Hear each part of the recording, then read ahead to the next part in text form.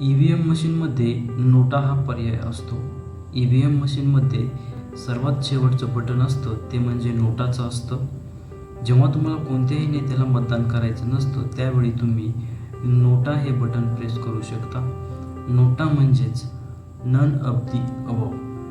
तुम्हाला कोणत्याही नेत्याला मतदान करायचं नाही आहे त्यामुळे तुम्ही नोटा हे बटन दाबू शकता. तर नोटा म्हणजे काय?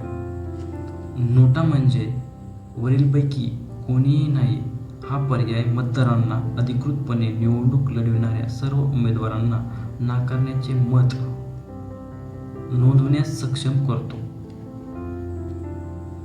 27 सप्टेंबर 2013 रोजी भारताच्या सर्वोच्च न्यायालयाने निवडणूक आयोगाला इलेक्ट्रॉनिक मतदान यंत्रामध्ये एक बटन प्रदान करण्याचा आदेश देताना निवडणुकीत वरीलपैकी कोणीही नाही म्हणजेच नोटा हे मत नोंदवण्याच्या अधिकाराचा निर्णय दिला.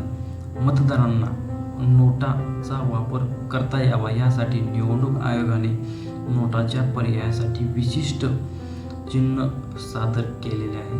हे चिन्ह सर्व इलेक्ट्रॉनिक मतदान यंत्रावर शेवटच्या पॅनेलमध्ये असते. नोटा पर्यायाचा मुख्य उद्देश काय आहे?